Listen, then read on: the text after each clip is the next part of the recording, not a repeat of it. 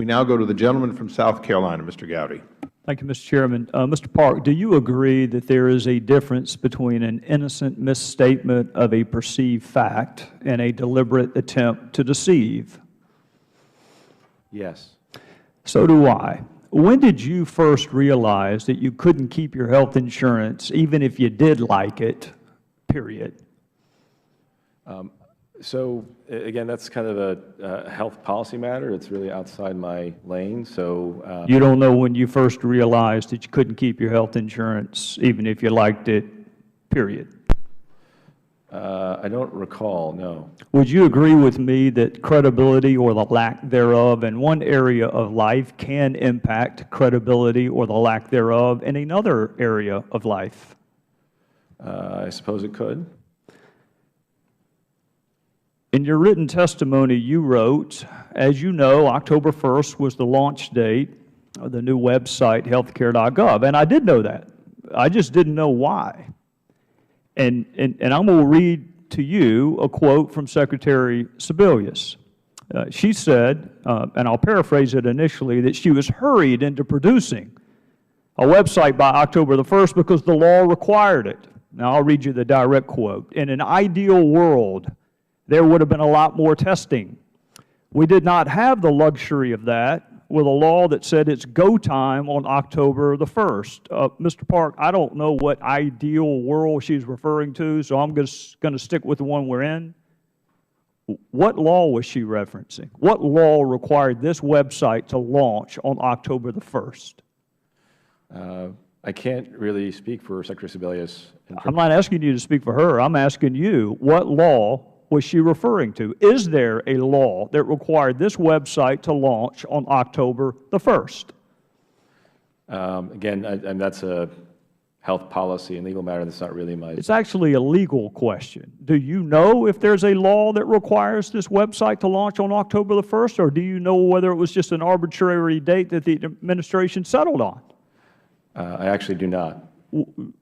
Would you find that to be important, whether or not we really had to go October the 1st, given the fact that we weren't ready to go on October the 1st?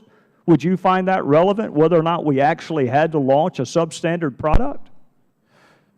Sir, respectfully, I'm just a technology guy trying to... Don't short yourself. You're the smartest one in the room. Well, that's not true, sir. Trust me, I've been in this room for a while. It is true. There is no law that requires that. So what Secretary Sebelius said was patently false. There is no law that required a go time on October the 1st. But I want to move to another component of her quote. Some of us don't consider testing to be a luxury. But let's assume arguendo that she's right, that additional testing would have been a luxury that would have been nice to have. How much more testing would you have done prior to launching? So I'm not deeply familiar with the development testing regimen that happened prior to October 1, so I can't really opine about that. Well, let me ask you this. Because you are the smartest one in the room. I'm not, sir. And very good at what you do, where in the heck were you for the first 184 weeks? If you're being asked to fix this after October the 1st, in a couple of weeks, where were you for the first 184 after the so-called Affordable Care Act passed? Where did they have you hidden? So, sir, in my role at the White House as U.S. CTO in the Office of Science and Technology Policy, I'm a technology and innovation policy advisor, so I have a broad portfolio of responsibilities. But you're obviously good enough that they brought you in to fix what was broken. It's been called a train wreck. That's not fair to train wrecks. It's been called other things. They brought you in to fix it. Why didn't they bring you in to start it? Why didn't they bring you in to build it?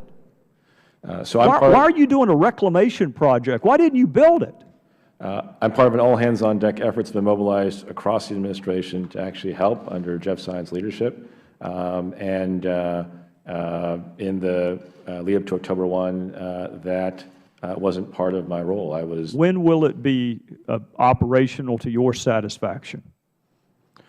Well, we have a goal that the team is pursuing with tremendous intensity. How many more weeks? Because I'm going to get asked when I go home. I know you can appreciate that. I'm going to get asked, when will it be operational? When will it be as good as it can get? Because you'll concede the first 184 weeks did not go swimmingly.